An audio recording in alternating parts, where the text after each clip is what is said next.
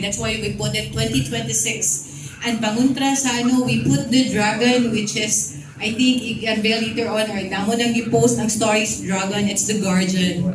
No? So, considering pang 13th year, then we will have Irvin created the guardian to guard the institution of Hunat Sugbo. So, this afternoon, we will officially be launching. This is the official launch of Hunat, but apparently we already start the registration way back March 1. And as of today, allow me to give an update. Module ni siya itong, kasi tawagan ni, for the past 13 years, module ni siya ay, kung sa Hunat ba, we took pride nga, we don't on the quantity, but we always guard our quality of the run. So we always stick to the 3,000 runners for a longest time because we want to make sure that all the runners will really have a quality run, happy sila, and we will able ma-serve good nato ang atong buffet sa finish line. So out of the 3,000 runners, ang atong 3,000 slots nga atong i-open, which is supposed to be 1,400 for 21K, 1,300 for 12K, 300 for 5K. Amo na lang lesser ang 5K kay last year gamay ra gyud kaayo 500 na mong i-open na slots, but apparently gamay ra gyud ang nag-register. So as of today, we almost halfway. As in almost, gamay na lang kay kulang. Remaining slots is 1,526. Breakdown is 21 kilometers, 761. 12 kilometers is 564. 5 kilometers is 201. I think masirado yun siguro ni after the Holy Week. We're supposed to, well, of course, the run will happen on June 21, 2026. That's a Sunday because that's the nearest date. We always do it the nearest date on the death anniversary of our president because this started as a memorial run, diba? Well, Justice Run din, nahimo na siyang memorial run because we also want to celebrate his life, his advocacy of parang healthy lifestyle. Well, for most people who knows him, he's really into running. He's still, ang iyang grupo na walk and talk is still very active even up to the present days. They always even come here for breakfast still. So that's why we want to live his legacy of, promoting healthy lifestyle. And with that, it's not only that the runners is just, doing the fun run and enjoying the run. The entire proceeds also goes to our medical mission. And then we've been serving our Cebuano community, no?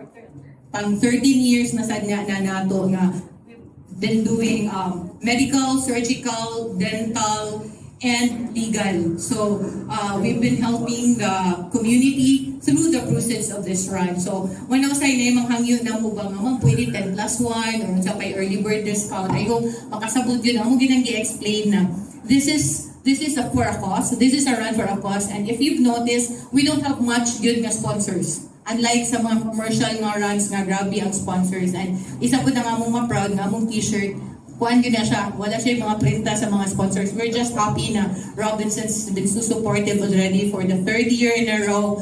So please give Robinson's a big round of applause. Speak up residents, no? So ako na Sugbo.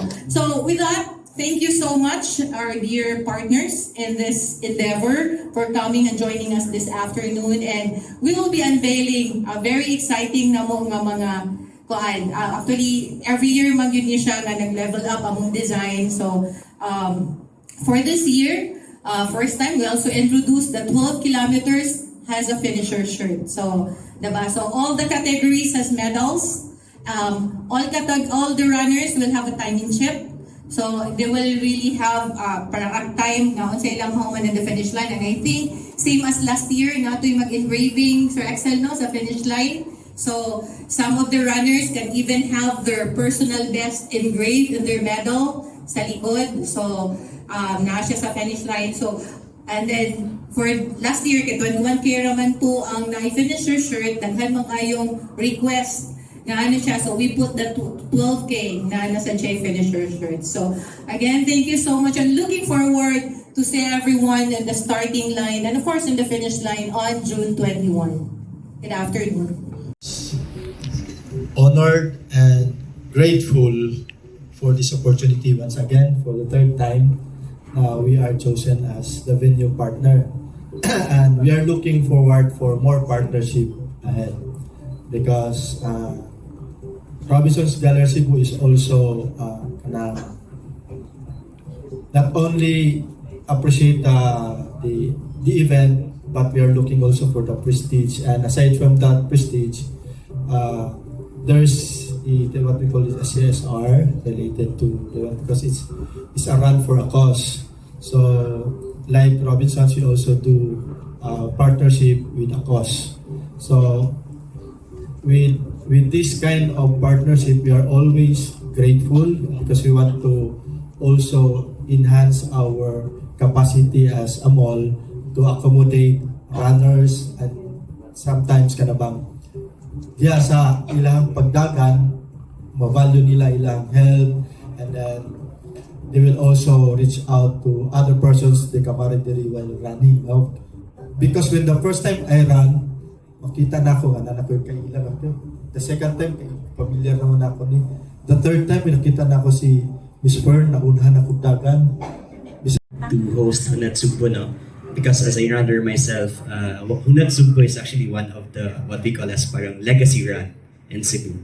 It actually is in line with those big ones. Although it's not as flashy when it comes to raffle prizes or the number of runners, but Hunat Sugbo stands out because of the quality of the experience that runners experience during and after the run. So that's what makes them also special that runners look forward to annually. And on top of that, they stayed to their core with regards to their CSR. Although it's kind of tempting not to profit from it, but they stayed 100% proceeds goes to their beneficiaries. So that's a great thing. Ako nagisugdan way back 2011. No, but at year end of 2010, I was tasked as the president of Parkland Runners. I was tasked to create a name para sa kaning run, no? So, na-brainstorming ang mga department and section sa hotel. We come up with the name Hunat Sugbo. Aligrig ito siya, almost all dito ang brainstorming na mo. Ang kaning Hunat is na-mention lang kadiyo. Yan na nakatsa sa mga dunggan ba? Wapo ang Hunat da. So gisumpayan na mo kailan na isugbo. Then ang run is purely first is a justice run for Sir Manuel Teng. That's why naana siya dagan para ni Maning. Katong kailan ni Maning si Sir Manuel Teng na siya ang among president sa Cebu Parkland International Hotel. Na untimely passing sa siya so gibuhatan na mo justice run. Then until now nahimo na siyang memorial run. Then karon history na gid ang Hunat Sugbo.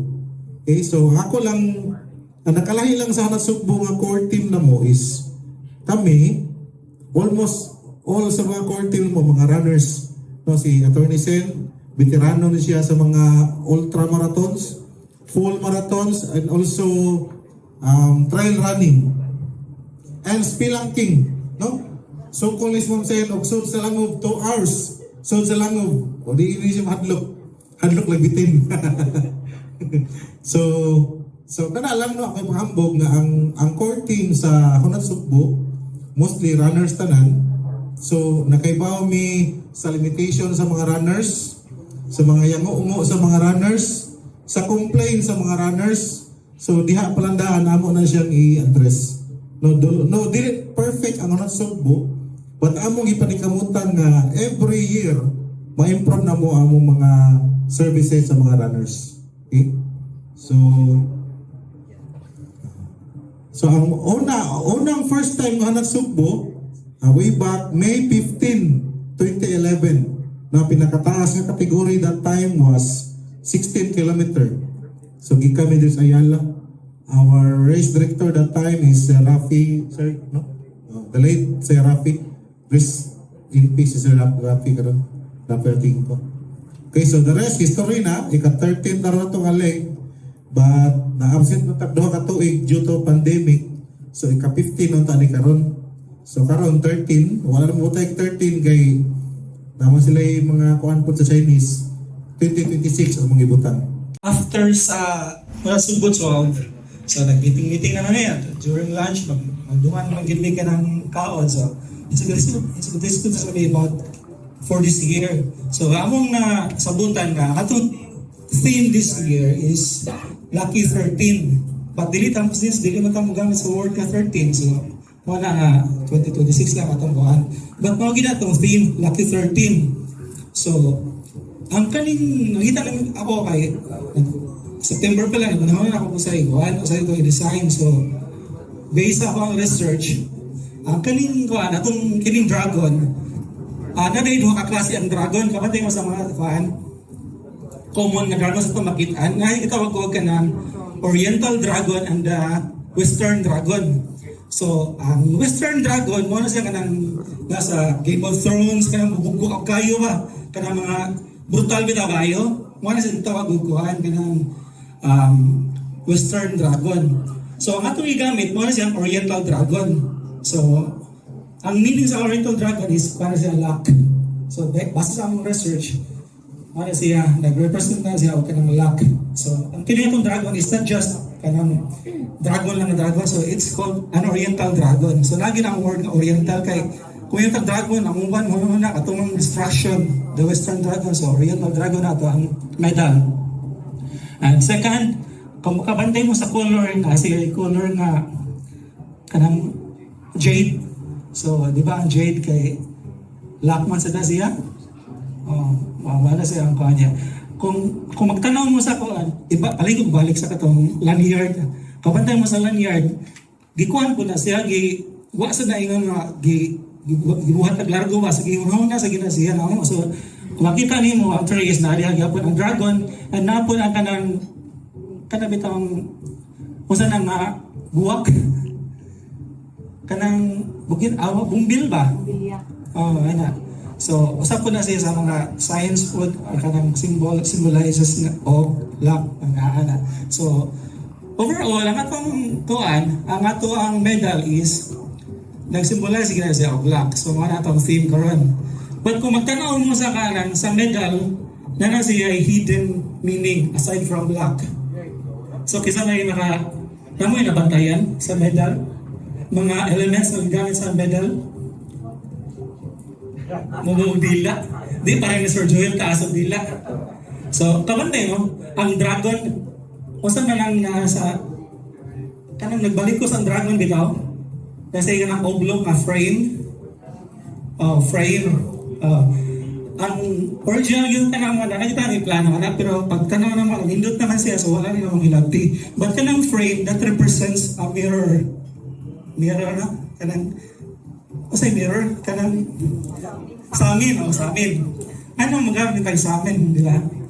Di ba kaning medal is paano na siya, kanang nag-represent na sa imuhang mga struggles, na-experience during the run. So, di ba sa iyo nung makuhaan, mudagan o lagyo kayo. So, after that, na kayo rewards. So, nag-represent na siya kanang imong struggles, imong perseverance ba? So, meaning, inisulog mo sa dragon, ikaw mismo ang reflection sa imuhang perseverance. So, ano na siya? Ang kanyang mirror, nag-represent na sa reflection. So, kung gusto mo na, huwag mo yung makita nga kuhan, nga bildo. Kaya ikaw mismo, runner, you are the reflection of your hard work. So, gilmi ka na. Kailangan mo na rin yan. Para tayo, huwag na kayo. Salamat. Shout out mo. Sige,